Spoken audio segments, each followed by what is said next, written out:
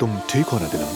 हाँ ठीक हूँ, मैं प्रेग्नेंट हूँ ना, मेरा बेबी होने वाला है, इसलिए सोचा जरा डाइट का ख्याल रखूं। मैं चाहता हूँ कि हमारा बेबी तुम और हमारी फैमिली महफूज रहे।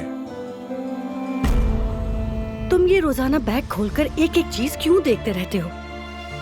आखिर मैं बाप बनने वाला हूँ, हमें उसके लिए कुछ अच्छा तो सोचना होगा ना। मैंने टिकट ले लिया है बेटा। अब मजीद मेरा यहाँ रहना मुमकिन तो नहीं होगा, लेकिन अपने नवासे या नवासी को देखने आती रहूंगी। आप सबसे इजाजत चाहूंगी, इंशाल्लाह फिर मुलाकात होगी।